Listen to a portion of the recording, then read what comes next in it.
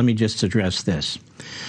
Joe Biden is the most disastrous president in modern American history. I don't care if it's by design or by the fact that he's dim-witted. It doesn't much matter to me. It would be like a president when we have a polio vaccine telling everybody to get vaccinated, but inviting people into the country who he knows has polio. No president has ever done this to his own people. This guy is a coward. He buckles to the radical left in his party. He's a fool. The idea that people who are vaccinated are the ones who are going to be punished, it's like the gun owners who are law-abiding are the ones who are going to be punished. It's like the successful people in this country, they're the ones they intend to punish with the tax code. Is there anything going right in this country? Gasoline prices going up, food prices going up, anything going right on this country? The border wide open. You're going to have people flooding into our school districts, flooding into our hospitals. Law enforcement is overwhelmed. Towns are overwhelmed. And let me tell you why he's doing it. Let's be blunt. He wants to turn Texas blue. He wants to turn Arizona blue.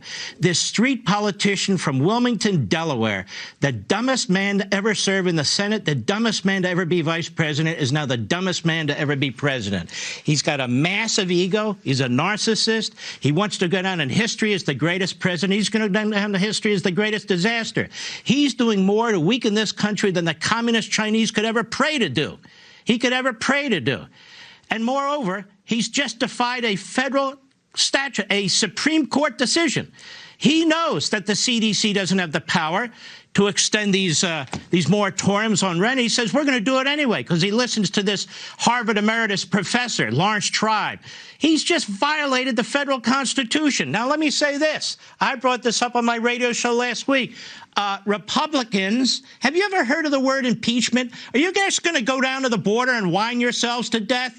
I know you're not in the majority, but you need to start explaining to the American people. This man just violated a Supreme Court decision. This man is the border wide open in violation of our immigration laws. I mean, you impeach Donald Trump when he's out of office because of a letter. You set up a phony incitement insurrection. This man is doing enormous damage to this country. People with the virus. He knows they have the virus. His government knows they have the virus.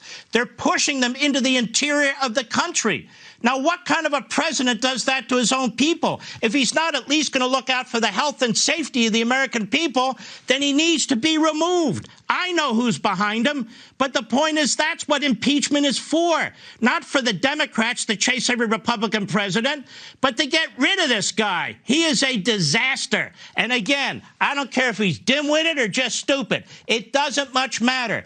To allow people into this country, first of all, to tell law-abiding Americans you're going to wear a mask even though you've been vaccinated. Little kids who do not give the virus or get the virus, you're going to be wearing masks because the NEA and the AFT told me to do so.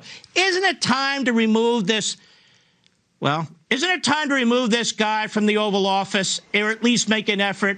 So you tough guy Republicans who come on here, you tough guy Republicans on radio, how about it? The I word, impeachment. Let's start to talk about it. Or the 25th Amendment. It'll never happen, but let's start to talk about it. He's doing more damage to this country, as far as I'm concerned, than any single one of our enemies. That's it.